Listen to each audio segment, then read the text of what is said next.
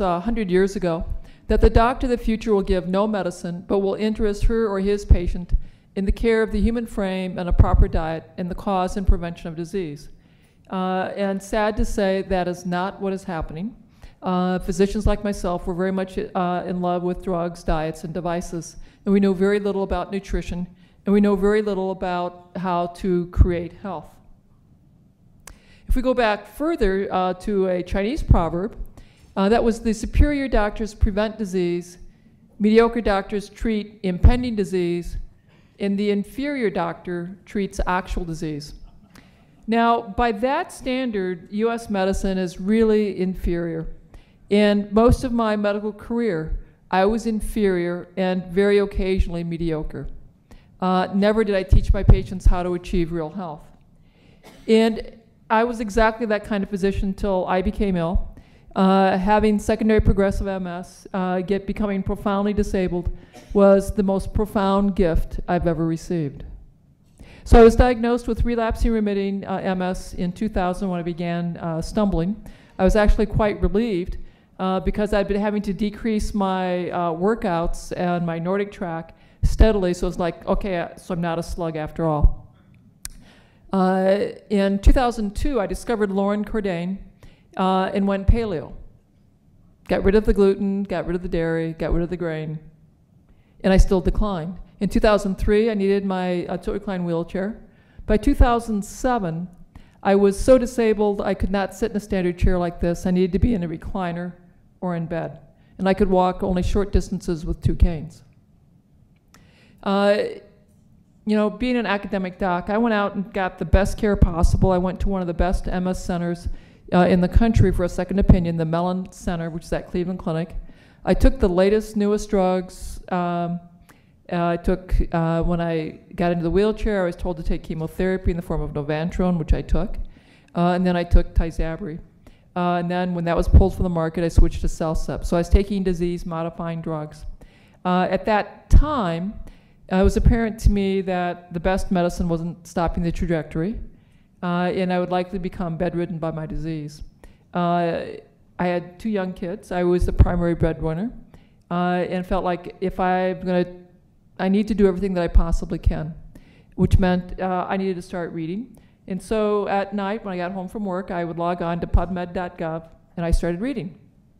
In the midst of brain fog, and of course, you know, the half-life of medical care is 5 years, you know, it turns over 50%, we think, in 5 to 10 years. So all these basic science concepts, many of them were new, I'd never heard of, or I'd fallen asleep through them. So there was a whole lot of learning for me. Some of the things that I saw, I was looking for the brain models of diseases in which the brains shrink. So, because with MS, your brain and spinal cord shrinks over time. I was reading about the animal models of Parkinson's disease, Huntington's disease, Alzheimer's dementia, and Lou Gehrig's disease, because in all those things, the brains were shrinking. And I saw that the mitochondria were not working very well, leading to early signals for apoptosis or death of the brain cell. And with more reading, I found articles that had protected little mice brains and their mitochondria, and that they had survived longer in all those various animal models. So I started adding a variety of vitamins and supplements, and the speed of my decline slowed. I was very grateful, but I was still declining. In 2007, I discovered an organization called the Institute for Functional Medicine, and for those physicians and healthcare providers who are here, I strongly urge you to check out this organization. I think you'd find a lot of use in that organization.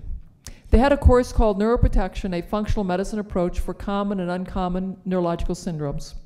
I took that course, learned a lot, deepened my understanding. I'm going to summarize now very quickly what I learned in my own reading and through the functional medicine folks to help you understand what I began to create. Okay, first thing, MS and most of the diseases of modern civilization are related to our diet and our environment. Walter Willett, big honcho here, I believe at Harvard, wrote in Science, a top journal, Balancing lifestyle and genomics research for disease prevention. He says, we've been able to identify modifiable behavioral factors, including specific aspects of diet, overweight, inactivity, and smoking, that account for over 70% of stroke and colon cancer, over 80% of heart disease, and 90% of adult onset diabetes. And there's another article that looked at the risk of multiple sclerosis, that if you have a sibling, your risk is 5%, a parent, your risk is 3%, if you have two parents, your risk is 30%. Always it's the environmental factors that are the most important driver. So that gives me great hope that there are things under my control that I could do something about. We know, or actually I should tell you guys, we think the problem with MS is that my immune cells are really screwed up and they are attacking the myelin, which is the fatty insulation on the wiring between my brain cells and between the cells of my spinal cord. That damage leads to a breakdown in the communication, which leads to sensory problems or problems with muscle coordination and strength. In addition, there's some interesting literature that says the blood's too thick when you have MS as compared to the other folks. And of course, lots of information that says there's too many inappropriate inflammation molecules in the bloodstream and in the brain. And these are just some of those references for that. What we also know is the blood you eat has a big impact on the viscosity or the thickness of your blood and the number of inflammation molecules. Now, in medical school, I had to memorize countless reactions involving my mitochondria. What I didn't learn and wasn't taught were what substrates my cells could make and what substrates I had to eat for those reactions to happen properly. Here's the quick version. It's B vitamins, a lot of minerals, in particular sulfur, and a bunch of antioxidants. So myelin is what's being attacked by your immune cells and being destroyed, leading to problems with MS. And your brain is continually trying to repair that myelin. To repair the myelin, you need a lot of these things. Vitamin B1, which is thiamine, B9, which is folate, B12, which is cobalamin, omega-3 fatty acids, in particular docosahexaenoic acid, and iodine. And this is from the article Bohr, and he's talking about old brains. Now, you also need to activate the next brain cell in the line of the communication in your brain, in your spinal cord, and on out to the periphery. To do that, you need a rich supply of amino acids, sulfur, and vitamin B6, which is pyridoxine. This is a terrific article, which I didn't have at the time that I was creating my diet, but we have it when we created our study diet. It looks at the nutrient biomarker patterns, that's blood levels of all sorts of nutrients, how well you think, and the size of your brain in old farts. The mean age, I believe, was 87. Okay? And people had to be relatively healthy to be in this study. What they saw is, and this is no surprise, the more vitamins, minerals, essential fats, and antioxidants in your bloodstream, the better you could think, and the more brain tissue you had. They also measured some anti-nutrients, hydrogenated fats, which, by the way, you can make in your own frying pan if you heat up vegetable oils. And if you have a higher trans fat level in your blood, you're stupider. That is, you perform less well on those thinking tests, and your brain is smaller. So between the Bowman article and the Bohr articles, there are 31 vitamins, minerals, fatty acids, and antioxidants that I knew that my brain needed and my mitochondria needed. So I had a long list of supplements. I am still going downhill, but I'm going downhill much more slowly. And then when you think of that list of 31, and you look at the NHANES data, and Dr. Cordain had done this nicely, what you're able to see is, and study after study shows this, Americans, we eat so poorly. Half of us are missing our B vitamins, vitamin C, vitamin A. 2/3 are missing our minerals, magnesium, calcium, zinc, iodine, and 80% are missing the omega-3 fats. So we're setting our brains up to be more stupid and smaller. And by the way, we're trying to really accelerate that for our children. And that's because this is the stuff that we eat. A lot of processed food, white sugar, white flour, high fructose corn syrup, and trans fats. And that's why 1 in 3 kids born today or be severely obese diabetic as children or young adults, or 1 in 2 if you're African American. And of course, this group knows that's not how humans evolved. We spent 2.5 million years as foragers, eating leaves, roots, berries, meat, fish, a lot of it hard, tough, chewy, and we had to work pretty damn hard for our food. And in study after study that has looked at the hunter-gatherers, they have a very varied diet, that each society had learned how to identify which plants you eat, which animals you eat, which parts of the animals you eat, which parts you don't eat, what's poisonous, what's good for you, and they knew how to optimize the health of their clan. Now, of course, the other thing that I'm humbled by is that these ancients knew far more about eating for maximal health than we physicians. The ancestral diets have more nutrition per calorie than the American Heart Association diet, the American Diabetes Association diet, the My Pyramid diet, or the My Healthy Plate diet. So, I need to set you up for this. In 2002, I'm paleo. There's no grain, no legumes, no dairy. I'm still going downhill. I'm adding supplements. The speed of my downhill decline has slowed. In the summer of 2007, I start a very comprehensive intervention. Well, I'll tell you more about that when I explain the research. And one of those interventions was I took that list of 31 nutrients, looked at the diet and said, you know, I'm going to use what I learned from my reading of basic science, from functional medicine, to design a diet that gives me those 31 nutrients using the paleo principles. So what I created is what follows. And you think of a big manly dinner plate. This is not a salad plate, this is a big manly dinner plate. When you heap it all up, you can't see the bottom, that's 3 cups. And so I start with greens because I want a rich supply of B vitamins, vitamins A, C, and K in particular, and a great source of minerals. Some of the things that all those good nutrients do for you, we have studies that show us adding beets, that's the beetroot and the beet green, greens and berries, protect blood vessels. The endothelial cells that line the blood vessels are much healthier and perform more effectively when you add these items to the diet. Some great studies that have come out that vitamin K, particularly K2, which is what your gut bacteria will do, assuming you have the correct mix. If you're eating a lot of greens, they'll make something called vitamin K2 MK7. And that's very important in blood vessel health, the health of your heart valves, your bones, and making myelin. Some very interesting studies that vitamin K2 lowers the risk of little mice getting the animal model of MS known as experimental autoimmune encephalitis.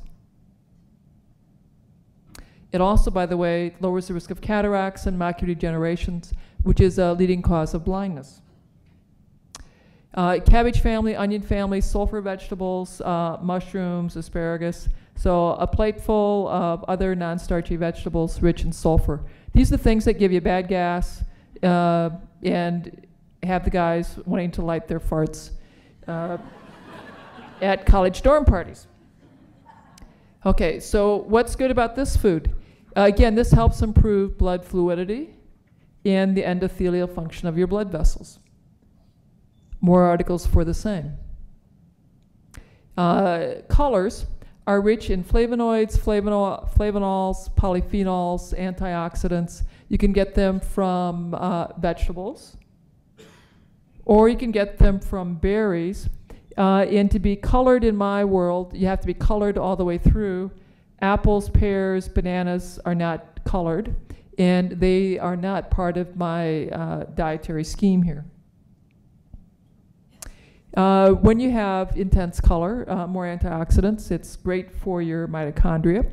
There are great studies showing this improves cognition. It's important for retinal health, and it's an important part of the processing and elimination of toxins.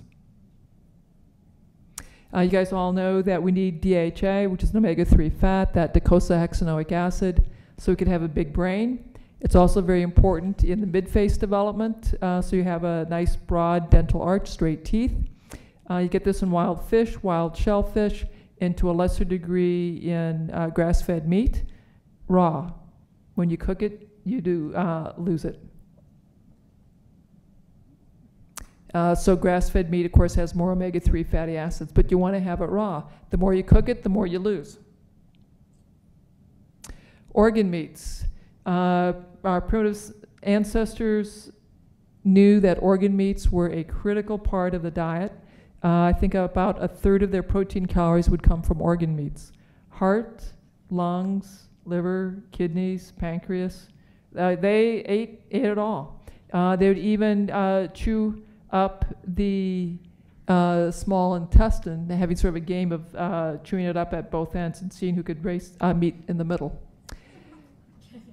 I think that was only the small bowel, though. I don't think that was the large bowel. Okay? So, here is a comparison of some of the nutrients that you get in 100 grams of an apple, broccoli, or liver.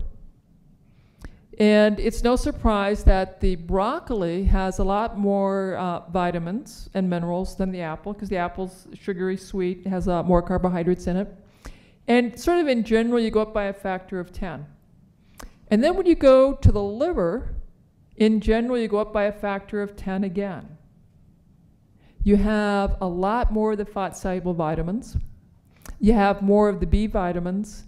And you have a very bioavailable source of minerals, magnesium, zinc, calcium. But you don't want to cook it too much. The more you cook it, the more you destroy those water-soluble vitamins.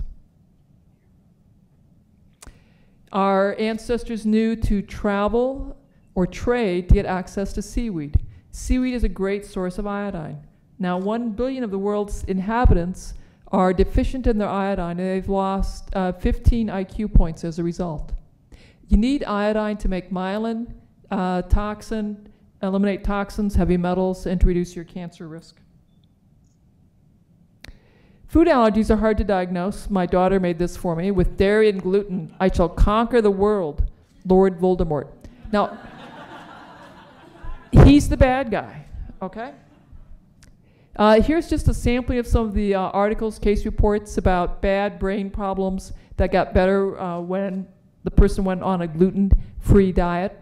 Problems with motor neuropathy, psychiatric disorders, autism, Lou Gehrig's disease, seizures. Harry Potter, the boy who ate kale. Voldemort met his match. J.K. Rowling's mother died of MS. So I think she'd be very happy to have Harry defeat MS using herbology. Okay, so here's my quick story. 2007, 5 years being paleo. Tilt recline wheelchair, have to live in a zero gravity chair, losing my keys, losing my phone, having a detailed daily planner, thinking that I'm going to be forced out of work here very soon. That's when I reorganized my diet. I am using vitamins, supplements, massage, meditation, exercise, electrical stimulation of my muscles. I have a comprehensive program that I've started. 9 months later, I can bicycle 18 miles with my family. The following year, I do a trail ride in the Canadian Rockies. I began speaking to the public. And in 2010, I have a clinical trial, and I've got funding to start this trial. We enroll people with secondary progressive MS. In our second wave, we've now started enrolling people with primary progressive MS. We're using the Walls diet. We have a bunch of vitamins and supplements. I'm teaching folks to do self-massage, meditation, exercise, neuromuscular electrical stim. Now, to get my study approved, we had to show the dietitians my diet was okay. So we did a 24-hour recall on my diet. So we've got 3 days history for me. And what you see is I've got plenty of vitamins on board. I don't meet the RDAs for vitamin D, but nobody expects us to get that from our food. We get that from sunlight. I have plenty of minerals, including calcium. And we have plenty of fiber. Okay, now I'm going to show you some of my preliminary research data. Do not take photos of these slides, okay? So please, no photos coming forward. With this is our preliminary data on the first wave that came through on the changes in the biomarkers. No pictures. Okay, thank you. Okay, so things that you want to go down. C-reactive protein, that's a marker of inflammation. Triglycerides, a marker of insulin sensitivity. LDL. Body mass index, everybody loses weight. Homocysteine, an indicator that your brain's on fire because you can't metabolize your B vitamins very well. Things you want to go up, high density lipoprotein, folate levels, and B12 levels. So the biomarkers were changing in the correct direction. People did a short form 36, these are 36 questions that you can analyze with subscales for a variety of quality of life measures. This is general health, and what you'll see is for some of these subjects, they have a steady improvement because you want to get up to 100 in terms of quality of life. Subject 8, we had to withdraw from the study because she had such serious cognitive decline. She was no longer competent, and she was not able to implement our study interventions. I'll tell you subject 3, who came to us, it took her, I believe, about 80 seconds to walk 25 feet at the end of 12 months. She was able to do that with about 22 seconds with her walker. Subject 11 came to us needing a cane for short distances, a walker for long distances. She can now jog. Yeah, I think we should applaud that.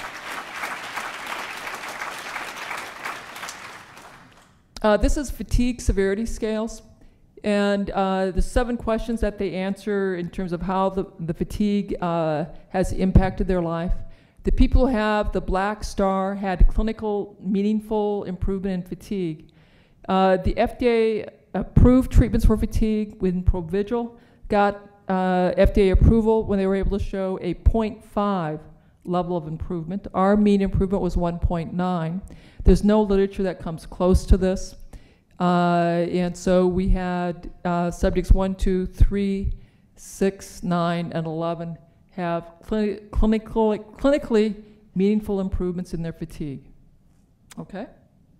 At this point, we are now enrolling primary progressives and secondary progressives in the second wave. And what we are doing is we're introducing the supplements at 6 months so we can see how important the supplements are in the study. We have our 2 primary progressives that came in for their 3-month follow-up. You know, and I was sort of concerned adding primary progressives. They're not likely to improve. It's much more difficult to show any improvements for them. And of course, we weren't giving them their supplements. So I expected that hopefully they wouldn't get worse. Well, gol darn, I was wrong. So subject 18 came to us needing 2 canes to walk 25 feet. When she came in for 3 months, she was able to walk 25 feet, no canes. Come on, John, applaud. Yeah, that's pretty cool. And let's see, I think, and let me talk a little bit about my primary care clinics. The question is this generalizable to other brain conditions, other medical problems? When we look at the basic science of disease, we see that for all of these conditions, the mitochondria are not working very well. And there's inappropriate inflammation in the bloodstream and in the cell tissues. And those are mental health problems like depression, bipolar, anxiety, obsessive compulsive, eating disorders, dementia, learning disability, autism, schizophrenia, and of course MS. In the medical problems of high blood pressure, arthritis, headache, fatigue, allergies, asthma, lung disease, atherosclerosis, heart disease, diabetes, and obesity. The latest basic science research is identifying atherosclerosis as an autoimmune problem. This kind of intervention is what I use in my clinics, in my traumatic brain injury clinics, and I see remarkably positive results. Yep, costs more money to do this. Now in my clinics and in my public classes, I talk about the importance of growing your own food, buying food from your local farmer, getting organic food. This is the real healthcare policy changes that we need. So back to the Chinese proverb. For a long time, I was an inferior physician. But I think finally now I'm moving to the superior physician. I'm teaching the public and my patients how to prevent disease and achieve optimal health. And the doctor of the future will give no medicine, but will interest her or his patient in the care of the human frame, the proper diet, and the cause and prevention of disease. You guys are the doctors of the future. I salute you.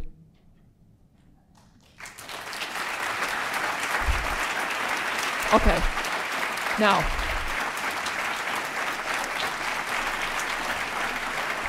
so, it was we have some Q&A. I try to get through all this so we'd have an opportunity to answer questions for you guys. I always wonder about relapsing remitting MS having good periods, and so when you're doing testing, you don't know if the person is just going through a spell. But the fact that you're using secondary and primary progressives, do you think that that takes that piece out of your That is research? exactly why our first study is secondary and primary progressives. So nobody expects those people to have improved function. Now we are doing a, our next study that actually I'm funding with the proceeds from minding my mitochondria will be relapsing remitting, and we'll have a waitlist control. Good, thanks. Yes. Go ahead. Hello? Get close, Yeah.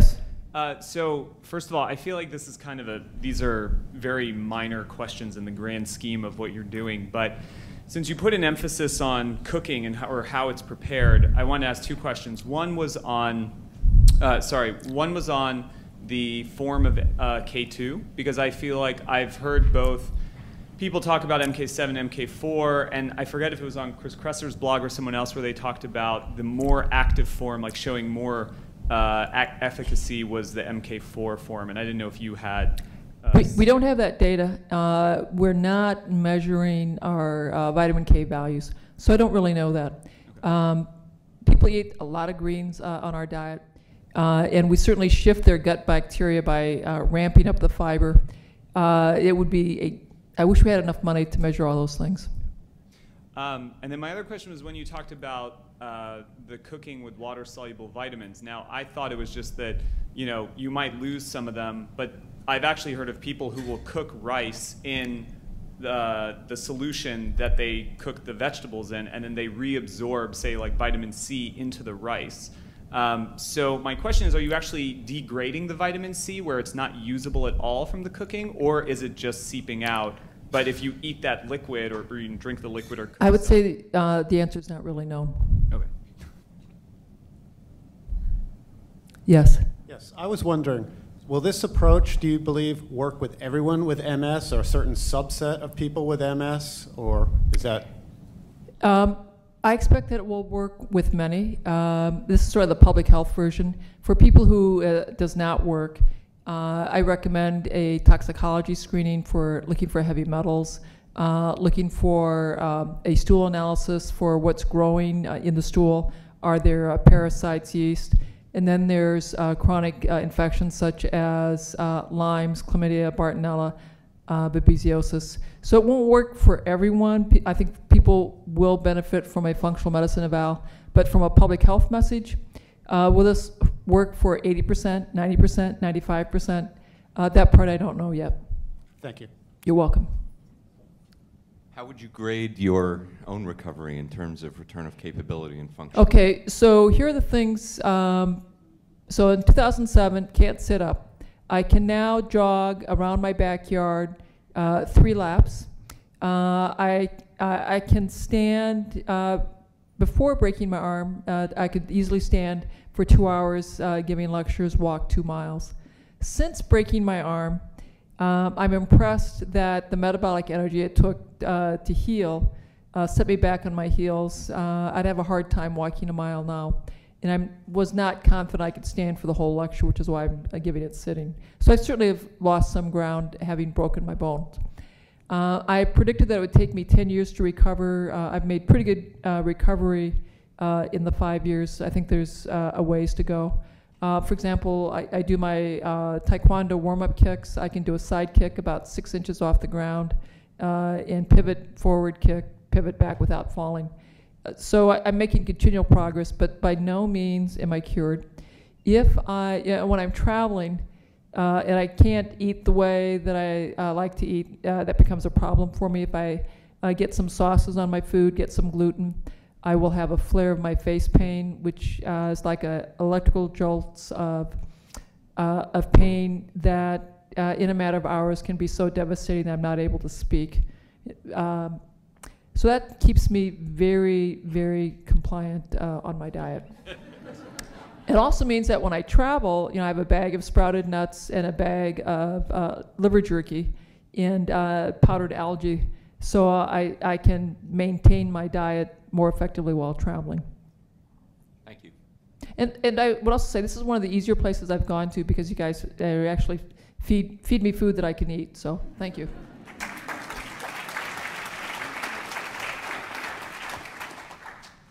Hi, it's Glenn Brooks from Vibrant Living.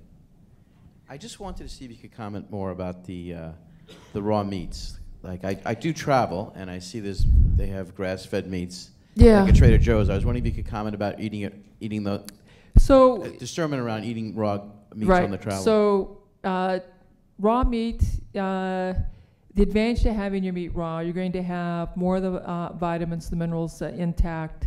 And the meat will begin to auto-digest in your stomach. You'll need fewer enzymes from your pancreas to digest that food. The hazard of eating your meat raw is the public health hazard of parasites and bacterial infections. Because of our conventional farming, that now becomes a much higher risk proposition. If you can buy your meat from farmers that you know the health of the animal, you're decreasing the risk somewhat. If you have the meat in a deep freeze for at least 14 days, you're going to decrease the risk of parasites.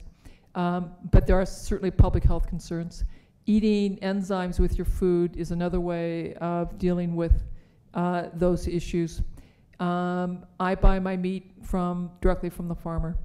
I would be nervous about getting meat commercially and eating it raw. Any other tips about traveling and your food? I've learned the hard way to bring a lot of food with me. Yes? Dr. Walls, you put a lot of emphasis on supplements. Can you go into more details what supplements you use and which supplements are important, especially for the pain? You mentioned pain for the face. So I have a long list of supplements. I talk about them in the book. We have a lengthy list. What we have done in the second wave is people who have a high homocysteine, we put them on methylfolate, methyl B12, and a B complex. And then we add sulfur amino acids and docosahexaenoic acid and a variety of other things after that. Thank you. You're welcome. Any of them particularly important for pain or hard to the most important thing for pain is following the diet to the letter. That is absolutely the most important. Thanks. You're welcome. Thank you. I was wondering, you mentioned omega-3 fatty acids. Yes. And when you talk about mitochondria, to me, medium-chain triglycerides always come up as a good energy source and Yes. also as mitochondrially healthy. So do you consider that an important part of your diet, or any other fatty acids that you particularly focus on? So people lose weight. Everybody loses weight on our diet. When they lose weight and they get into a body mass index that's too low, we have them ramp up medium-chain triglycerides, adding coconut oil, and I have them take sprouted walnuts, raisins, and coconut oil, and add some cocoa and cinnamon and make a coconut oil fudge. And we feed that to them ad lib. I also asked them to eat more liver and more organ meat during that time. So it's more of a mass, or it's for weight gain, not as part of the diet normally? It's part of weight gain because it was not what I did originally. It's in our next study. We will be using medium chain triglycerides. You know, it's really quite remarkable that I got the Institutional Review Board to approve my study because it's so comprehensive, so complex. And the whole reason why the IRB approved it is I'm a member of the IRB. They saw me get in the wheelchair. They saw me look like shit. And then they saw me suddenly walking, you know, riding my bike. And so when they were interested in having me do this study, the Pharmacy and Therapeutics Committee said, no, it's no safety data. We can't approve this. So then I rewrote my study without the supplements. The IRB disapproved that study. I was really upset, but then they called in the head of pharmacy and said, you work it out. We want to approve the study. She needs to do it exactly the way she did with all of her supplements. You tell her what safety labs she needs and who to exclude. So that's how we got into the study. Now our next study, we will stress coconut oil more. Thank you very much. I think your talk and what you've done is fantastic, so thank you. Dr. Walls, over on this side. I've been doing a lot of reading lately about the similarities of MS and chronic fatigue syndrome and fibromyalgia. Yes. It's kind of my area of expertise because I've dealt with it for over 15 years. And the more I read, the more it seems like a very vicious cycle with cytokines and all these terrible things going on in the mitochondria, basically destroying them.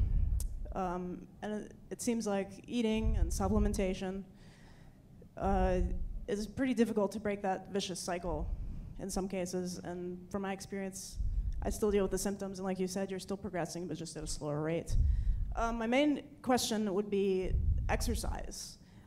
Based on what I read, it seems like exercise is a terrible idea given the state of our mitochondria. I just wondered what you thought about that.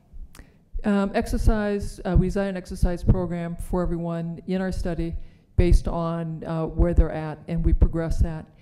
It's easier to do when we add the electrical stimulation of the muscles. I think exercise is an important part of recovery, but it has to be paced very carefully to the individual. If you go too fast, you lose ground quickly. Can you describe the electrical muscle stimulation? I'm also a chiropractor. I'll talk with you about that outside. Okay, thank you. It's an honor to hear you talk. Thank you so much. Two-part question. I'll try to be short about it. But one is with supplementation, there's a lot of controversy on synthetic versus whole food supplements. Yes. And have you done any work with comparing the two and if that makes a difference? And the second part is the diet that you set is similar to a lot of the anti-inflammatory diets that people use for irritable bowel syndrome, which then increases bioavailability. And so I wonder if over time, I guess that second part is does the diet require supplementation, or over time do you find that you can actually wean off them because you're getting more from the diet as you decrease inflammation? These are great questions. We don't know. I do know, being sort of cheap, I was running out of my supplements. I ordered them online. I was going to miss them for a couple days, and so I thought, no big deal. My face pain turned on horrifically. Ended up in the ER with uncontrollable pain. It was miserable. And I'm stupid enough, I let that happen a second time. Well, I'm not so stupid to do it a third time. So I am very, very slow about making any supplement change. That is why in our second wave, we are starting the supplements at 6 months so I can get a better sense of how important the supplements are. And that's partly why I was so surprised that our primary progressives were better. I thought, wow, that's pretty exciting. So you will publish the work on supplement versus non-supplement? So I plan on writing and publishing all of this stuff. That's why I didn't want you guys to take pictures for me. Now I'm writing and submitting grants, and the neurologists who review my stuff say, it's very clear Dr. Walls does not understand the pathophysiology of MS. And so I think there's going to be some very high barriers for publication because people accuse me of cooking the data and all sorts of terrible stuff. But we will try. My research assistant's writing this up, and our goal was to have wave 1 submitted by the end of August. probably the Journal of Complementary Alternative. Oh, time is up. Sorry. Okay. Thank you all.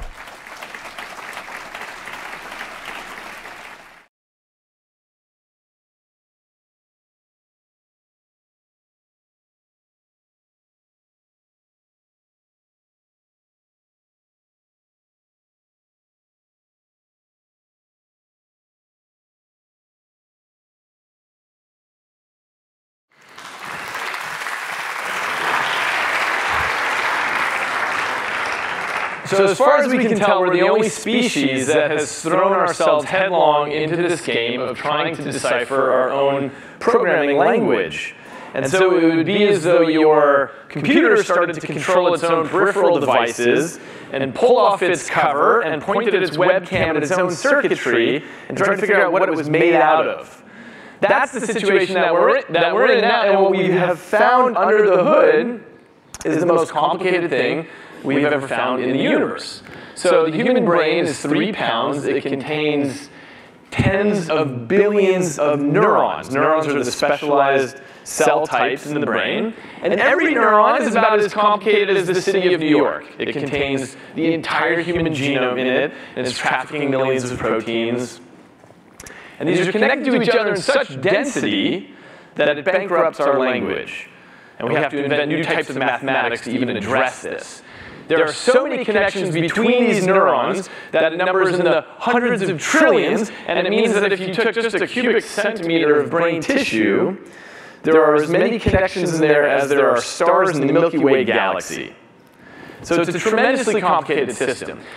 But the part that's really strange is that somehow this vast, wet biological network is you. It's all of your hopes and your dreams and your aspirations. It's the agony and the ecstasy. It's all contained in this stuff that's kind of alien to us, right? And the reason we know this is true, and that it's not contained in, let's say, your pinky, is because if you were to damage your pinky in a car accident, you would be sad about it, but you'd be no different as a person. But if you damage an equivalently sized chunk of brain tissue, that can change you entirely.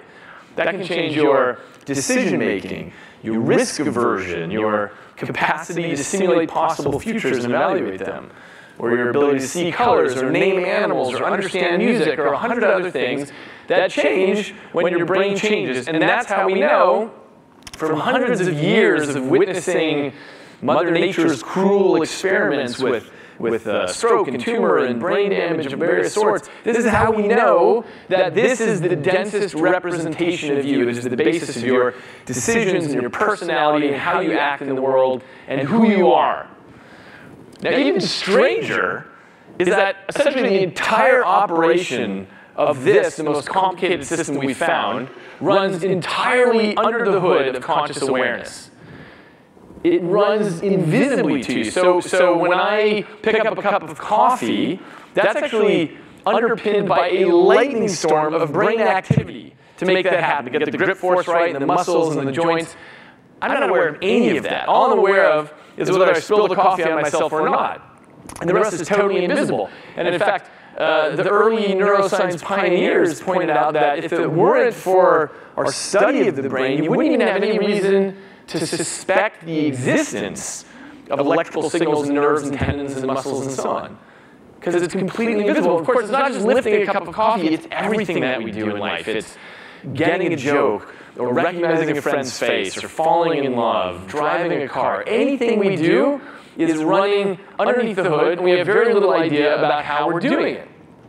And this is what leads to the idea of the unconscious brain. And it turns out that the conscious mind, the part of you that flickers to life when you wake up in the morning, that's the smallest bit of what's happening in your brain. That's the broom closet in the mansion of the brain. So think about when you have an idea and you say, oh, I just thought of something. It wasn't actually you that thought of it, right? I mean, your brain's been working on that behind the scenes for hours or days, consolidating information, evaluating things, trying things out. At some point, it's ready, it serves it up to your conscious brain, and you say, oh, I'm a genius. It wasn't really you, right? So it turns out that the conscious mind is like a stowaway on a transatlantic steamship that's taking credit for the whole journey without acknowledging the massive engineering that's underfoot. As Carl Jung put it, in each of us there is another whom we do not know. And as Pink Floyd said, there's someone in my head, but it's not me. So let me give you an example of this. There was a study some years ago where men were asked to rate the attractiveness of women's faces in photographs. So they would look at the photos, and from 1 to 10, they would rate how attractive they thought they were. What the men didn't know is that in half of the photographs, the women's eyes had been dilated with some eye drops. And it turns out that the men uniformly ranked the pictures with dilated eyes as more attractive. But the important part is that none of the men said, oh yeah, I noticed that her pupil is a millimeter larger over here. None of them noticed that consciously. And presumably, none of the men knew that dilated eyes is a biological sign of sexual readiness in women. But their brains knew it. Whoop, and here they were, running the right sorts of decisions, running these deep evolutionary programs that steered their behavior in the right way without them having any conscious access to what was going on there. And it turns out the unconscious mind has tremendous influence on all the decisions we make in life. As an example, if your name is Dennis or Denise, you are statistically more likely to become a dentist. Now you can prove this to yourself. You can prove this by going through the professional dental registries in any state and showing that there's no overrepresentation. This is because of what psychologists call implicit egotism. We like things that remind us of ourselves. It turns out you even like people better who share your birthday, even though that's totally arbitrary. Anyway, you'd agree that this is a terrible reason to choose a life profession, right? But there it is. And if you ask any of these Dennises or Denises why they chose dentistry, they would have some sort of conscious narrative about how it's a good profession, they like teeth and so on, but what their narrative would be missing would be these unconscious influences. And it's not just things like life professions, it's even who you choose as your life mate. You can prove to yourself by going through the marriage registries in any county that you are statistically more likely to marry someone whose first name begins with the same first letter as your first name. So Joe and Jenny, Alex and Amy, Donnie and Daisy. It's a small statistical effect, but totally verifiable. And it's a terrible reason to choose a life mate, right? And if you ask them their conscious narrative about how they chose this person, this probably would not be included. But there it is. It turns out there are influences on all sorts of very important things we do in life. And these can be pulled out in the laboratory very easily. For example, if you're holding a mug of hot coffee, you will describe your relationship with your mother as closer than if you're holding an iced coffee. Strange but true, and it turns out there are these unconscious signals all the time that change how we perceive our relationship with the world. So there's this enormous gap between what our mind has access to and what the brain is actually doing under the hood. And to circle back around to the main point, the issue is that when we look at the wetware under the hood, it's completely alien to us. It's made up of this strange alien landscape of neurons and synapses and chemicals of all sorts. And yet somehow that strange material maps onto the decisions that we make, and our behavior, and our personality, what we take to be reality.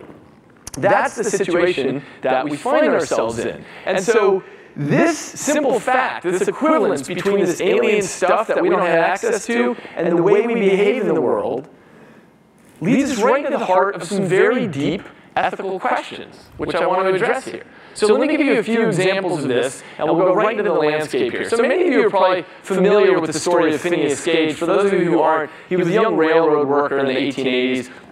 And there was an explosion that blew an iron rod through his head, and the rod clattered to the ground 50 yards away. And the reason it became a famous medical case is, first of all, because he didn't die, which was unusual. He didn't even lose consciousness. But it's because his personality changed entirely. That's why it became a famous case.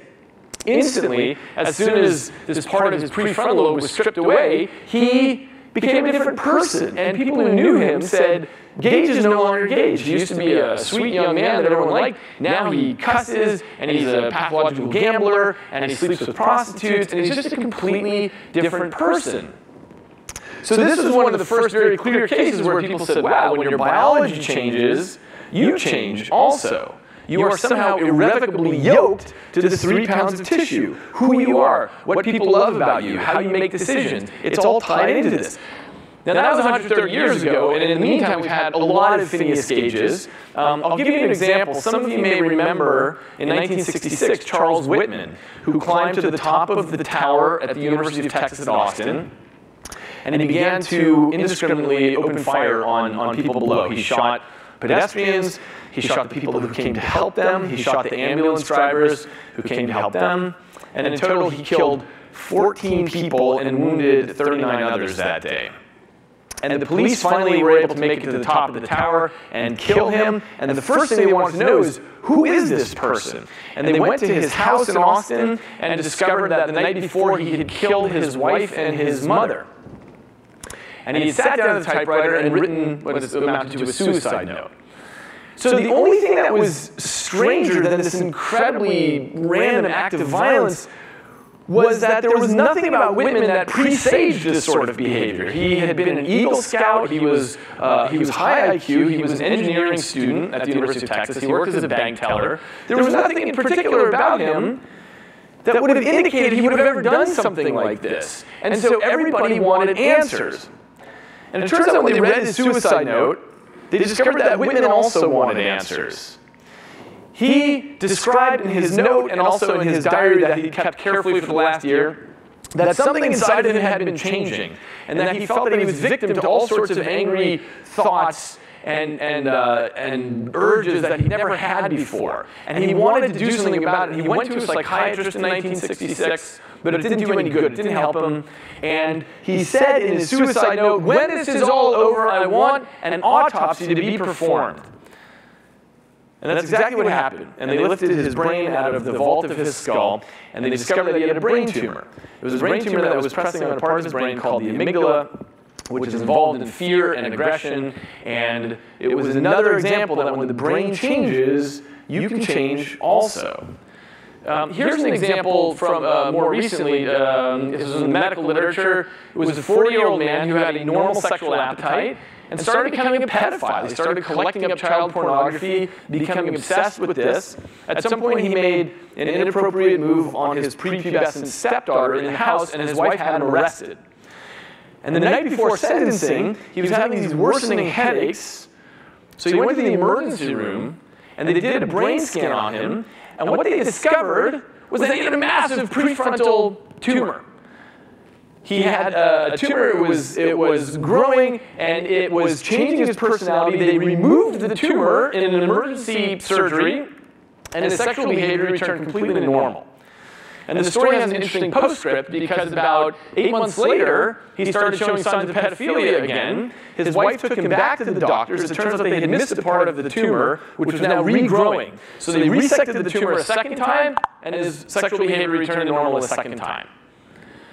So what these demonstrate to us is you are tied to your biology, and there's no way you can escape that. And when you think about who you are and the kind of decisions you make, it is a function of what's going on under the hood. And of course, people have always known this. I mean, all over the world, people will pour ethanol over their mucosal membranes to make themselves funnier at a party and things like that.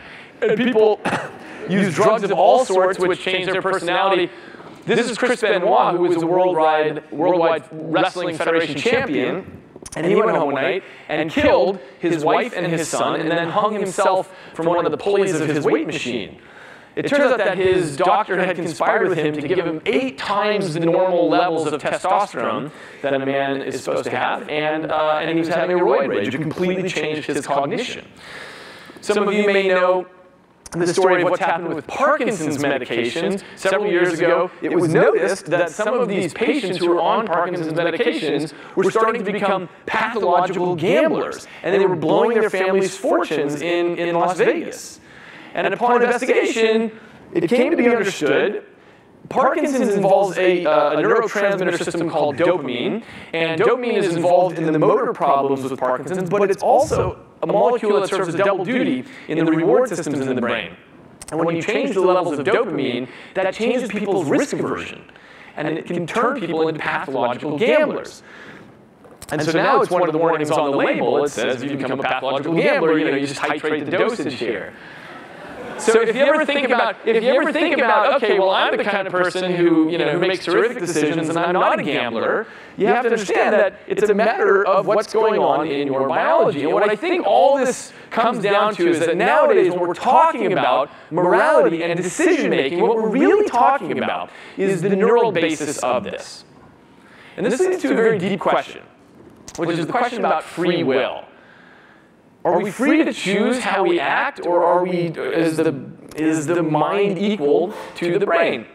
Well, I think what's clear, it's not known whether we have free will or not. This is a hotly debated topic. But what is very clear is that the unconscious mind is the one that's in charge, and the conscious bit on top is not the one driving the boat. And that most of how you feel and how you act and how you behave and what you believe to be true, all this stuff is being generated by systems under the hood that you have no access to and very little acquaintance with even. That's the situation. When we look at things like what you're attracted to and how you feel about other people and the kind of personality you have and the kind of decision making you do and hundreds of things like this, what seems clear is that if free will exists, it is a small player in the system. You're tied to your biology. If you don't believe it, use your free will to change your sexual orientation. So go ahead, switch it. Right? Good luck, because you're tied to your biology, and we don't have as much playing the wheel as we like to believe we have when it comes to free will. Now, all of this leads to a really deep question, which is, if so much stuff is running under the hood, what does this all mean for our responsibility in the world? And what does it mean for the way that we run our social policy? Well, the legal system as we have it now rests on two main assumptions. The first one is that we are practical reasoners. This is the term of art. That means that we are free to choose how we act in the world. We get to walk into a situation and use our free will to navigate our behavior around.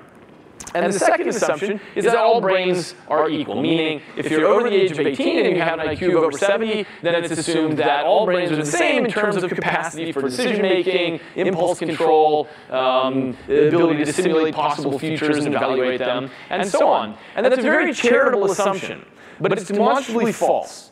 Because along any axis that you measure brains, you find there's a very wide variety. And this is because brains come about as an interaction of genetics and environment. Every environmental experience you ever have. And this sends brains off on very different developmental trajectories. And as a result, all brains are very different, just like faces in the room, just like fingerprints. Everybody's got them, but they're very different from one another. And so neuroscience suggests that these are not very good assumptions. And the problem with these assumptions is that it's led us to treat incarceration as a one-size-fits-all solution. And as a result of that, America is the #1 country in the world for the percentage of our population that we put behind bars. This is concerning because prison is provably criminogenic, which means it causes more crime. You put people in jail, you break their employment opportunities, you break their social circles, they have high chances of coming back around. And the estimates now are that 30% of our prison population has mental illness, which means that our prison system has become our de facto mental health care system. This isn't the right place for us to be putting our mentally ill. And this kind of system of putting everybody in jail, it's not cost effective, and it has very low utility for solving anything. Now, it turns out one thing I need to make very clear is that as we get deeper biological insight into the differences between people and why they behave differently, this does not exculpate anybody. What this gives us instead is the capacity to do rational sentencing, to do customized rehabilitation, and to do realistic incentive structuring instead of imagining that everyone responds the same to the same sort of deterrence. In fact, people's brains are different, and people respond in very different ways. And the thing is, we all talk about and agree on things like tailored education, so why not have tailored social policy? It turns out it's so much more cost effective to front load at the beginning an understanding of why very different people may have committed the same crime and how to navigate intelligently through the system into the future from there. there's a real need for understanding this. This is from Whitman's suicide note. He said, if my life insurance policy is valid, please pay off my debts. Donate the rest anonymously to a mental health foundation. Maybe research can prevent further tragedies of this type. It's very haunting, I think. And this is what led me to start, some years ago, the Initiative on Neuroscience and Law, which brings together neuroscientists and judges and lawyers and decision makers to understand what's happening at the intersection of neuroscience and the legal system. And I'm just very briefly going to mention the kind of things at the intersection here. For example, drug addiction. We put drug addicts in jail now. We spend $40 billion a year on the war on drugs. And it's totally unwinnable because we're attacking drug supply. And if you press supply down in one place, it's going to pop up somewhere else. If you want to address the drug problem, you have to address drug demand, which is the brain of the addict. And we know so much about the circuitry and pharmacology at this point of drug addiction. My colleagues and I, all over the world, we're doing a lot of work to figure out how to help drug addiction in a way that we don't have to put people in jail for it, but instead we can help them. The insanity defense is something that's at the intersection of these fields, is always in flux. Lawyers and legislators need a better understanding of the reality of mental illness. Brain death is another point of intersection. Part of the brain can die while part is alive, and then the legal system has to make this decision about when you declare somebody dead. And modern technologies with brain imaging are allowing us to look into the brain and answer that question in a better way. Eyewitness testimony, one of the worst technologies we allow in the courtroom, and yet it has the most sway on jurors. And then the other thing we're studying is the effect on jurors' brains and how jurors make decisions, which is the other half of the equation, and why they're hardwired for attributivism, and when it makes sense to try to override that. So if anyone's interested in more on this, go to newlaw.org. I just want to say one thing in closing here, which is that sometimes when we look at the brain and we realize that it's a little scary that we're not the ones at the center anymore. We're not the ones driving the boat. That feels scary to us. But in fact, I think there's a nice historical analogy here, which is in 1610 when Galileo discovered the moons of Jupiter and discovered we weren't the ones at the center of the orbits. That was decried as a dethronement of man from his position at the center of things.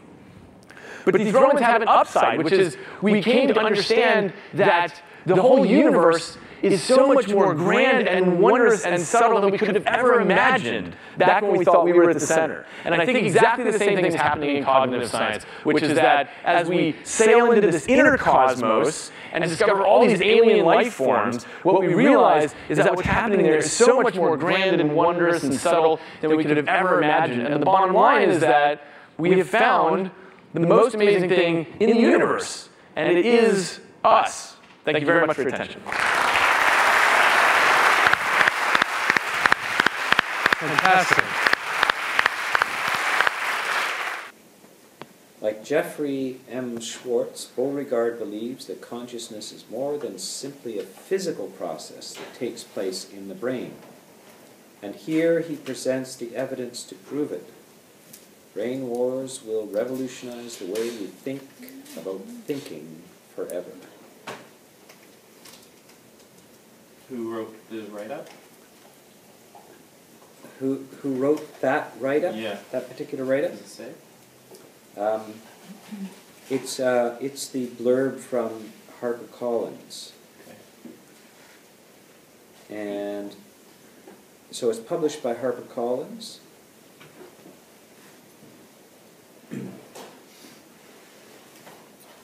And some nice things. The brain can be weighed, measured, scanned, dissected, and studied. The mind that we conceive to be generated by the brain, however, remains a mystery. It has no mass, no volume, and no shape, and it cannot be measured in space and time. Yet it is as real as neurons, neurotransmitters, and synaptic junctions. It is also very powerful. Is the brain a computer made of meat? Mm-hmm. And human consciousness a simple byproduct of electrical impulses? The idea that matter is all that exists has dominated science since the late 19th century and led to the long-standing scientific and popular understanding of the brain as simply a collection of neurons and neural activity. But for acclaimed neuroscientist Mario Beauregard, PhD, along with a rising number of colleagues and others, this materialist-based view clashes with what we feel and experience every day. So now he is, he has 2 postdoctoral degrees and so forth. In this field, he's published enormously. He's highly respected. He's on the faculties of some universities, etc. So it's from the inside neuroscience. So this is no, I was actually looking for if it was in E form, but that'd be very good. I think I'm going to get a copy.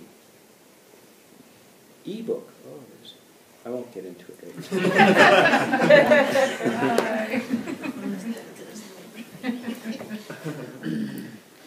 Back to this reality.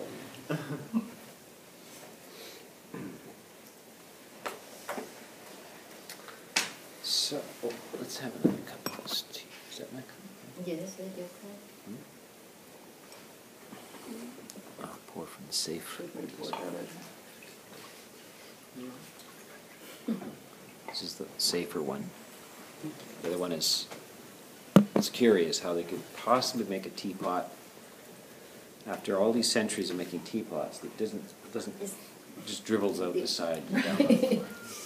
Half of it goes down on, it's just treacherous. Like, how can they possibly sell something like that? Well, they've been selling the sign. How, teapot should be a perfect, it's perfected. It's been perfected for hundreds of years. But yeah. I'm just wondering, I know you're going into this year-long retreat in April, I believe. Yeah. Are you doing anything outside of, I guess, your normal routine to prepare for it? And just out of curiosity, I was curious about it. A lot of push-ups. A lot of push-ups,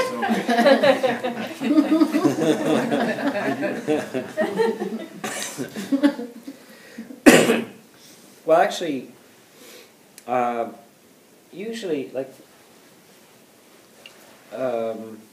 you try to wind down towards something like that instead of just abruptly stopping activity. And it'll be a good wind down. I'm going to the winter retreat first at Birken, which generally is the quiet time. We just finished kind of a whole spurt of building activity.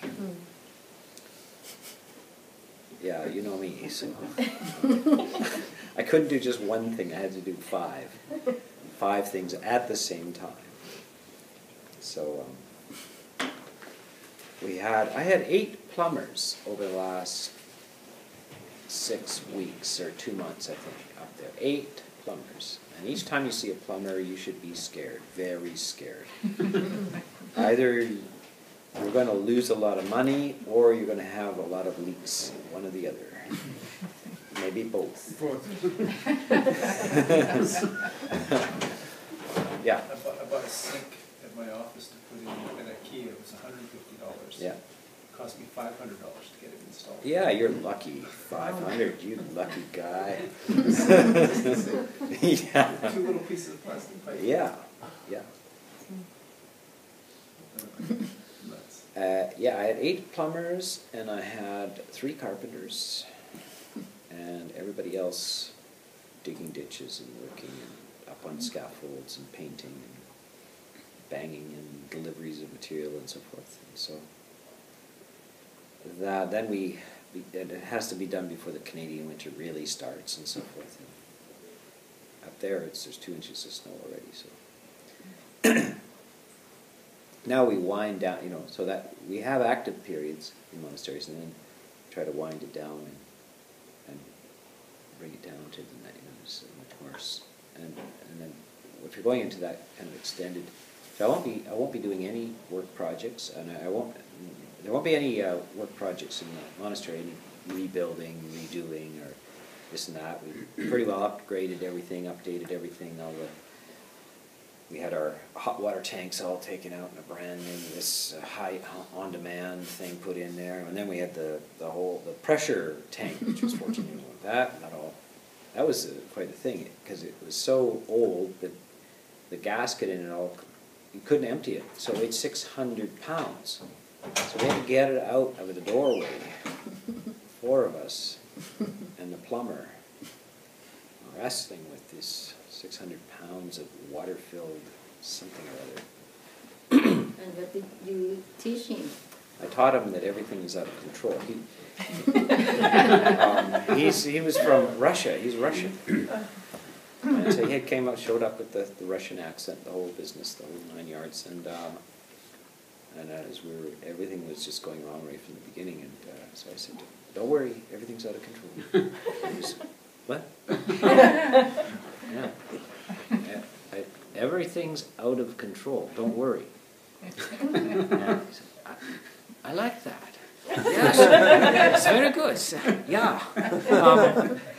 Yeah, sometimes things are out of control. I said, no, everything is out of control. Always, always. Never. Always? Yeah, so I wanted to get back to work. $100 an hour, go back to work. He liked that. He really liked that.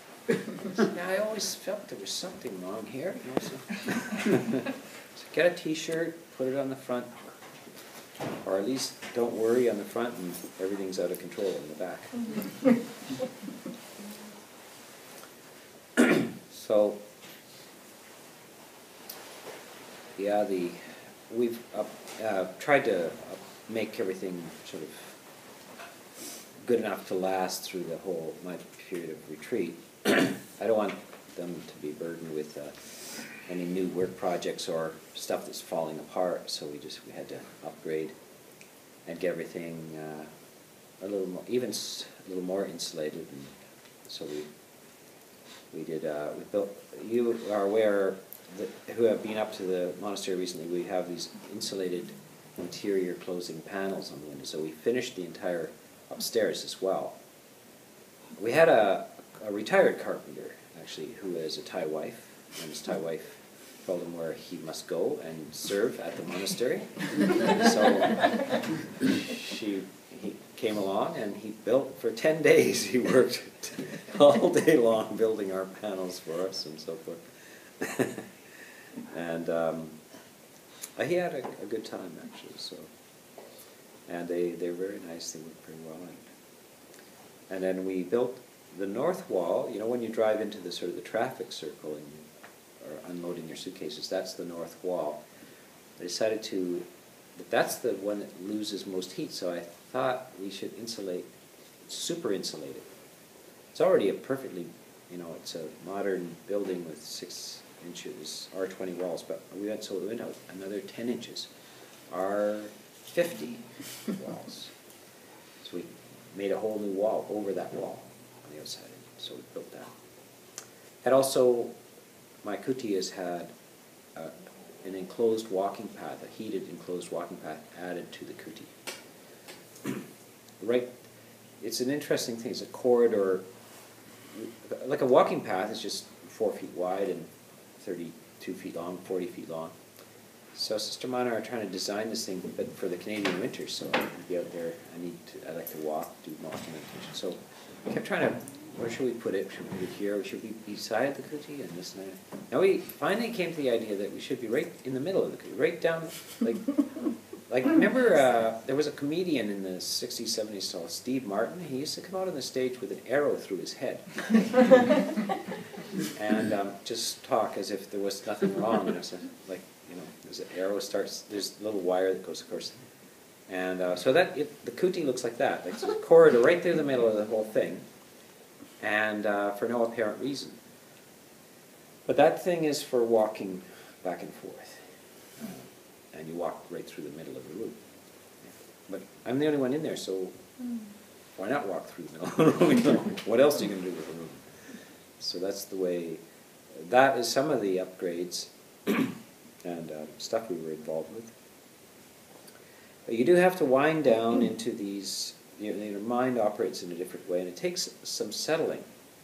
And sometimes, and you get used to this as well, sometimes take a full 2 weeks to get really to let go of time and the sense of that there's something needs to be done, or you should be doing something. So it was just to completely let go of this whole thing, to get into an older feeling about being and time.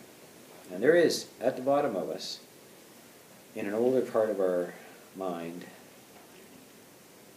we evolved in a very timeless way. We evolved without having a problem with time. We couldn't have had a problem like time, like boredom and restlessness, because we're not doing anything. It couldn't have been that way, because there would have been long periods where you simply had to be. Imagine being an Eskimo through the winter. You wouldn't be pacing around in the igloo, just, you know, you can't. People had no problem at all with 5 months of darkness and sitting around, just being. It wasn't a horrific experience. It was. We were probably in a mild ecstatic state the whole time. And at mind, you know, you get rid of some of these trainings that our society has given us, and we can get back to we can take that a superficial part off and go back to a timeless thing where we don't have any problem with just being. You know? It takes quite a bit of work to get back to that, and you have to. Sometimes most people don't do it. You can. That's what meditation retreats are: is to help you in a group sort of pass through the kind of withdrawals, the withdrawal from the, you know, into a kind of a calm, less problem with time thing. But people normally wouldn't do it unless occasionally they get stranded on a desert island or something like that, and then they end up discovering something, you know, after they panic. But if they're left, I talked to a guy one time who was, I think he was an economist or an accountant of some sort, and he was uptight without really knowing it, because, you know, it's the way you are, so you don't really know that you're uptight. So anyway, he went on a vacation to Thailand, and he was there a day or two, and there was a boat ride out to an island. So he got on the boat, and he was not much on the island, just some straw roofed huts and this and that, and so he's poking around, and then he went back to the boat. The boat's gone. Went back to the mainland, and so he thought, well, I'll catch the next boat. Well, it turns out it's not coming for a week.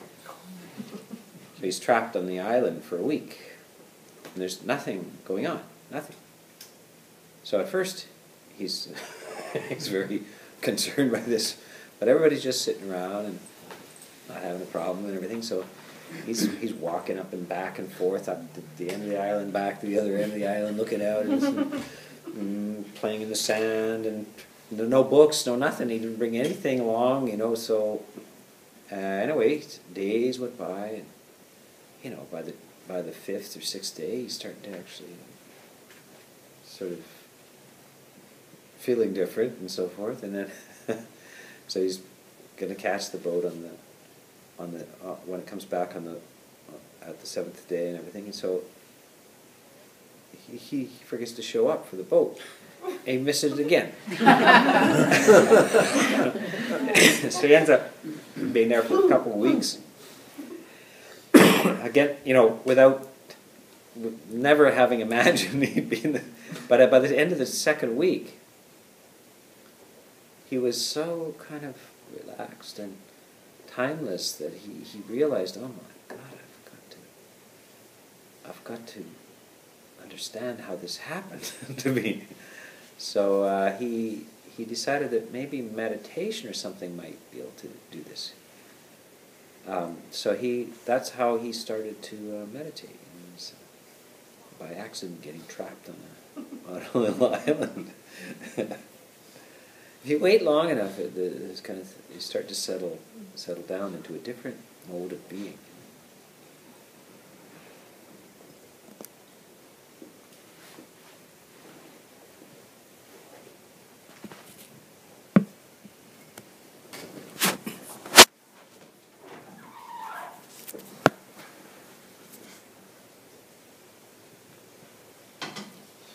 I remember reading this a few weeks ago about neuroscientists. There was like 4 or 5 neuroscientists who went out camping in Arizona someplace just to test a theory about that maybe low sensory, just natural experience might have a changing effect on the brain.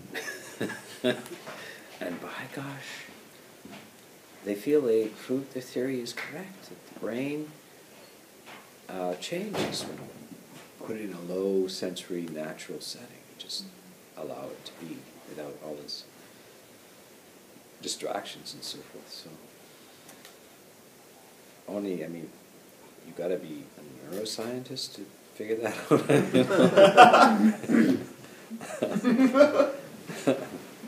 Yeah.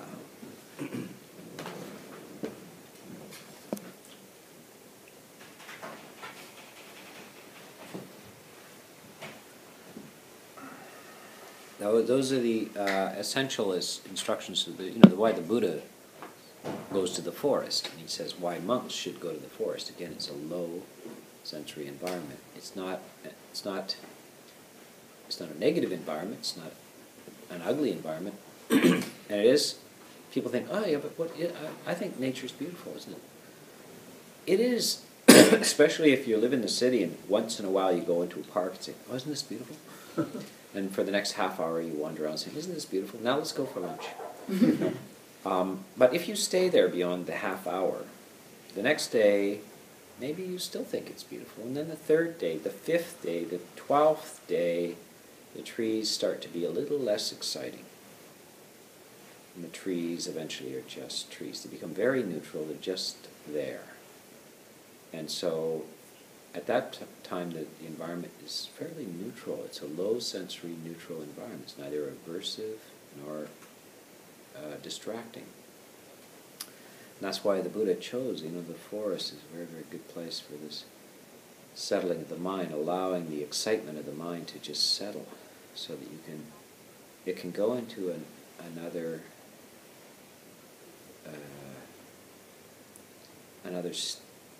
more refined and clear and focused state. I'm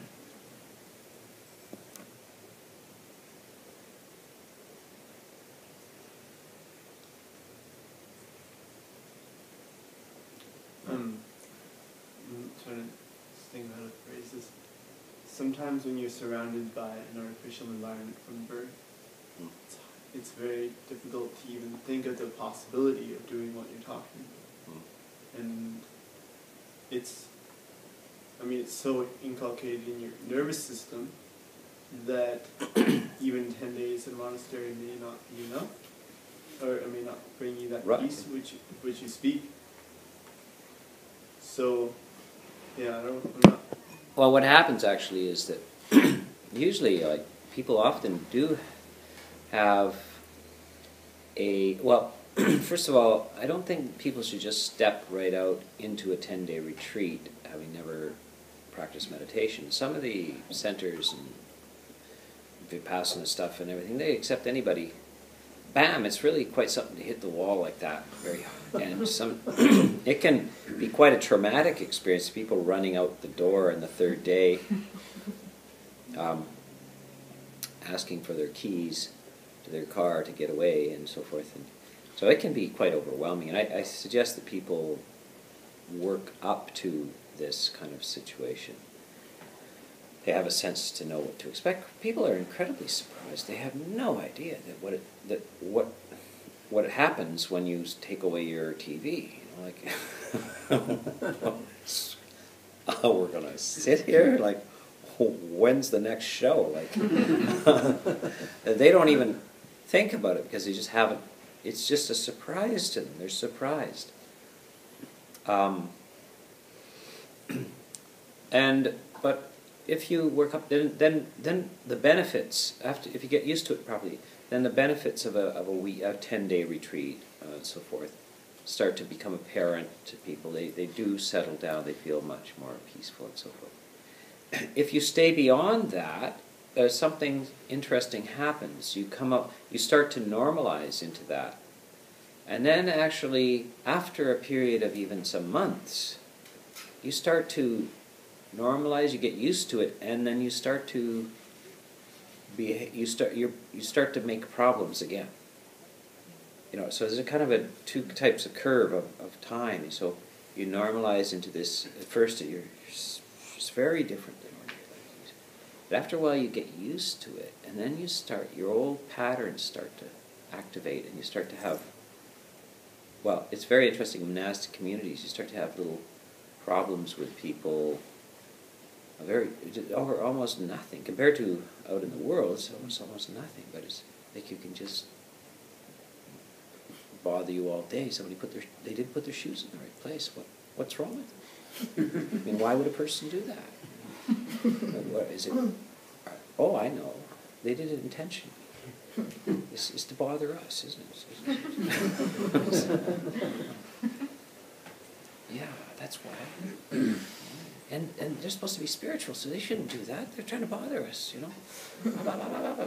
So you don't. So that's the typical thing. Then, so you go into that other next stage of it, the long-term stay, and the next thing is to find. Can you shut that down? Can you denature these habit structures? Can you get past that? Now that's where that takes wisdom. You have to be a reflective person. You have to see what am I doing, how am I thinking, etc. Now, if you don't have that, you can't move beyond it. Of course, what is tremendously valuable as well is, like being able to shut down for times in real serenity, just getting real stillness of the mind can refresh and recharge your batteries. But there are two kinds of people. One is they can get some samatha, but they're not reflective. So they tend to fall back into the same kind of delusory patterns. And so it's very important that, sort of insight or reflection is is very emphasized in some schools, and it's very important that we do have some recognition that it is assumed that you will reflect, that you will be reflective, and samatha is very important. So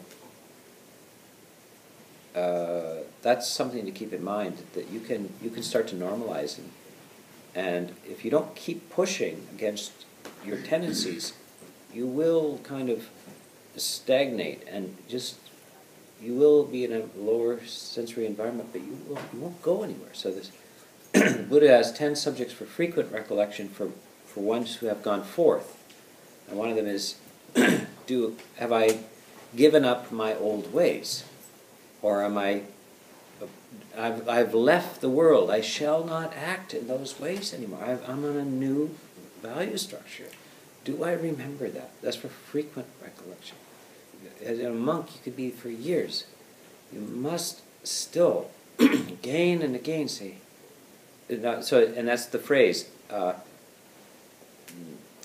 Again and again, I must remember. I'm not out in the world anymore. I'm not operating in that way anymore. I must remember again and again.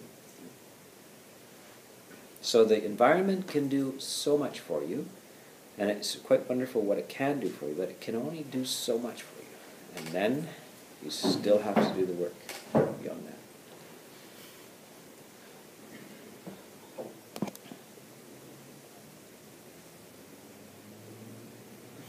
How do you recommend, or what do you recommend for a layperson as far as meditation and Buddhist practice is concerned? What's your recommendation? Well, depending on one's lifestyle and so forth, most people go to work 8 hours, and it takes an hour to get there and an hour to get back, and you're wiped out at the end of it. So you don't have a lot of energy and time left for sitting and so forth. So do what you can, but don't make it more of a guilt trip on yourself that, I'm supposed to be meditating. It's one more drain on your battery, really, is counterproductive. So you try to say, well, realistically, you know, I'm meditating in order to increase the lightness of my life, so I want to make it that way. If at least I should try to punctuate the day with a few minutes of reflection, or just stopping and saying, no, what am I thinking? You know, how am I feeling? Is that okay? So that's what the Buddha talks about for lay people, is frequent recollections again about basic attitudes, just frequently recollected. But you have to do that. You can't just once in a while read a Buddhist book, or once in a while meditate. It has to be sprinkled throughout your ordinary day, and you have to deliberately build it in, so to say. Okay, just take one deep breath here now. I'm really getting carried away here. I'm really getting resentful about my fellow workers. Is that the teaching of the Buddha? Bring myself back. What is the teaching of the Buddha, etc. So, building in little moments throughout the day is the best thing we can do. And that's primarily mindfulness, the 7th factor, versus the 8th factor, which is really deep meditation. You don't, in the middle of lay life, you don't have time for deep meditation usually. So you're going to have to be okay with frequent recollections, frequent moments of interruption. You know, that's what else can you do? There are individuals who have fortunate lifestyles. They're independently wealthy. They're born with a silver spoon in their mouth, and they have all the livelong day to meditate. And they don't happen to be meditators, so there's none of them here. But so, well, maybe, or maybe you work part time and etc., and you do have some time for this kind of thing. Also, lay people, and they do, should take, a few days off from time to time, or like this is a great opportunity, a little opportunity. Take the evening, spend a few hours. If you can get it once a year, if you can find your 10 days, twice a year is great too. Come reset yourself, refresh yourself, that kind of stuff. Do what you can.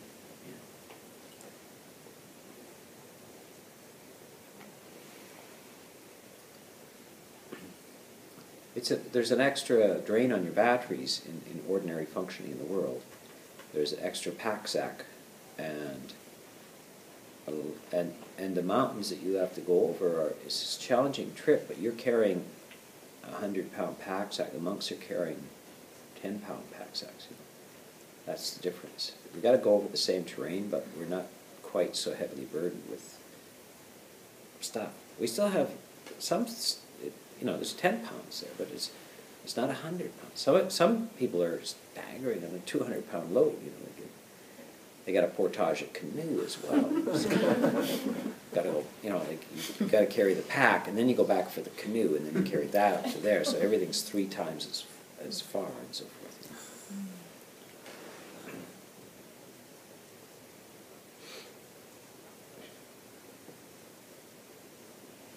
Yes. Then I had the question before, now you have partly answered that. I was contemplating whether when there is Buddha is considered to be very skillful psychiatrist as well, working with mind and body. Yes. And then there are contemporary psychiatrists also do similar work for mundane problems of individuals. And where is the difference between the two? Is it? I was thinking that following the Eightfold Path, once in a while, if you get a blissful moment, then it snowballs and you start practicing more and more. Is it that, or is it the teacher, such as yourself, who empties the cup of the individual, and then he rolls on further by filling the cup? It can be both ways. People make, for me, I really got much more motivated after I had an experience of serenity. So, but it took me a long time. Like, don't be, by the way, shouldn't be too despairing. It took me about 5 years to get my first experience of a little quiet in the mind. You know, nothing special, really. It took me, you know, I think from 77 to about 82, something like that, before I blundered into, just by mistake, you know, I tried different things, but I think what I was, one of my problems was I was an idea kind of guy, so I read a lot, thought a lot, and that, you think that, you're usually praised for that kind of stuff, but it's not what makes you peaceful. It's not. In fact, it can be very counterproductive. And until you, but you don't know that. Anyway, so I worked at a lot of different angles to kind of, you know, I read a lot of stuff to help me figure this out. So, and I tried a lot of stuff, and I did Tai Chi, and I went a lot of camping, and I changed my diet, and I learned this and that, and stopped reading newspapers, and on, and still quite, you know, like I went to meditation and so forth, and I began to meditate more. I used to go for like 10-mile walks in Toronto, downtown Toronto, and I find that my anxiety would start to go down a little bit by mile 7. And so then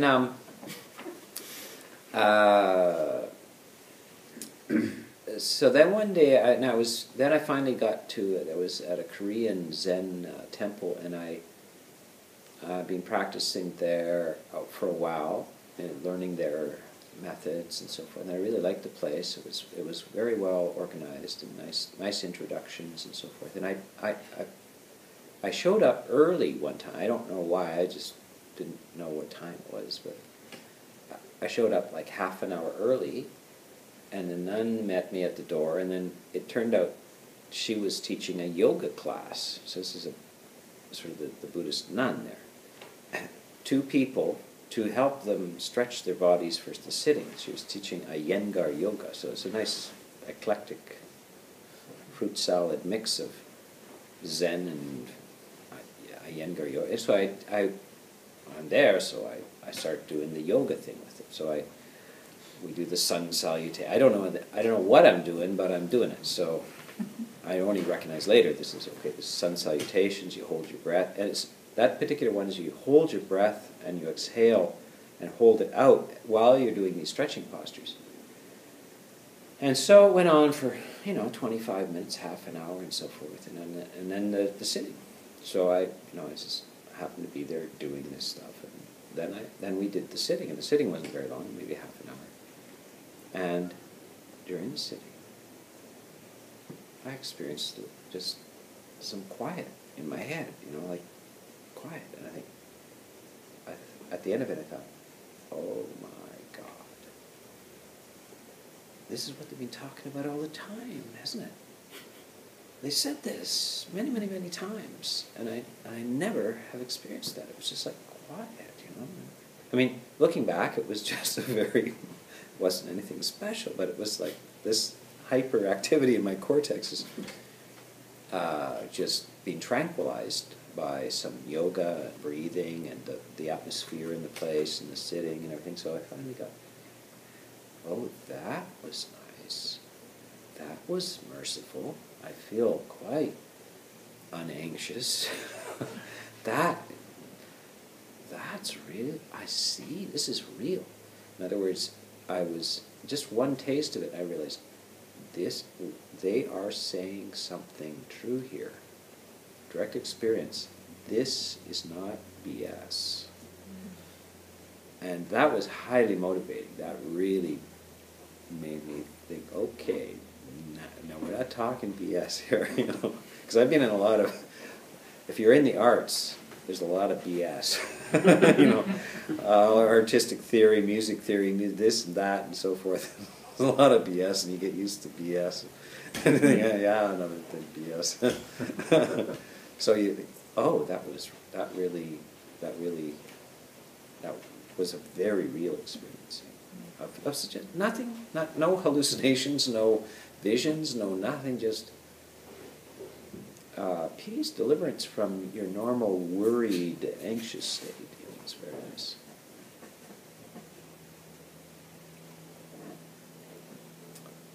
So that's very important, and then of course teachers emptying, trying to. That was very important too, to get redirection from my normal ways of thinking. Just be talked to in a certain way. The Asian monks, they're from another culture, and they didn't know really what politically correct was, and they were talking a very straight kind of way. They just say, "Sit up." I haven't been talked to like that since I was 7. Sit up. Don't dawdle over your tea. Oh, thank you. I think I need to be told a few things like this. Everybody's tippy-toeing and around, and a liberal, a super excessive liberal something or other is not good for your mind sometimes. So a little bit of just sit. Smarten up, I went in one time for an interview with the Zen monk, and you're taught to, you bow and so forth, and you go in, and that bowing and everything is completely foreign to my culture. In that case, you have to stand up between each bow. It's the Korean way, and then you go in and you sit there, and so it was in a retreat, and so he said in a very nice, gentle voice, he said to me, so how's it going? And it was not going all that well. I was a little. I thought, I'm a little depressed. And he had a stick this long beside him. I didn't even see it. And he took it out and whacked me across the leg. Like whap! And he said, cheer yourself up. And then he rang this bell, and that's the end of the interview. Thank you very much. Instead of getting into well, how was your childhood? Eat something bad? No sympathy whatsoever. Smack! Cheer yourself. I felt great. Great. It was just the perfect thing, and it could not have happened in our entire culture. There's no person in our entire culture that would have imagined doing that to me. I'm a fully grown man, educated, well-educated here. I'm in here for some sympathy, and he hauls out a stick and slaps me with the thing, and it's like, thank you. That was so different than anything I ever expected.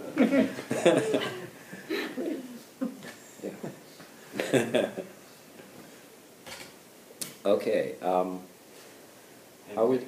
Huh? Thank you. Okay.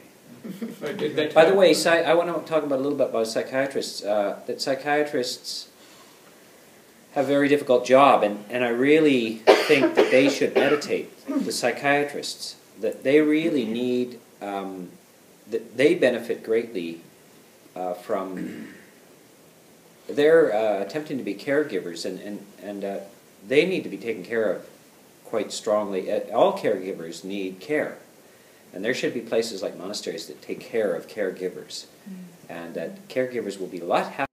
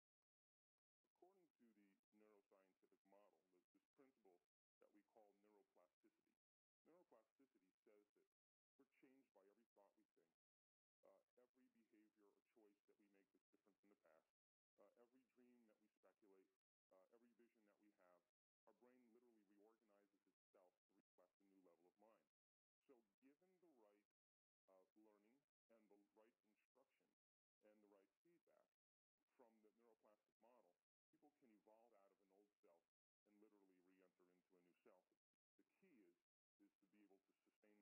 The key is to be able to sustain that change independent of the environment, which of course causes us to return back to the old self. Your body is your greatest mind reader in the world. Your body is precognitive.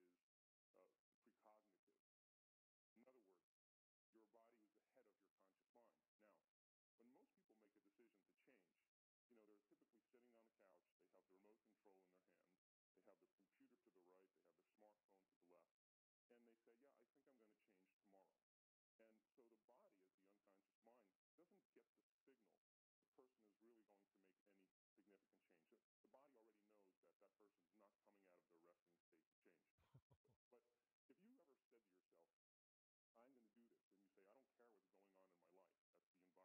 The body already knows that that person's not coming out of their resting state to change. But if you ever said to yourself, I'm going to do this, and you say, I don't care what's going on in my life, that's the environment. I don't care how I feel, that's your body. I don't care how long it takes, that's time. I'm going to do this, and the hair on the back of your neck stands up. The body gets a very strong signal, and that type of signal begins to rewrite those programs. Most people, and this is the human condition, wait for crisis or trauma or disease, the diagnosis or loss to get about the business of change. Now, we reach our lowest denominator, and all of a sudden we start to get serious and we begin to examine who we're being. Or, we can learn and change in a state of pain and suffering, or we can learn and change in a state of joy and inspiration. I think my message is, why wait?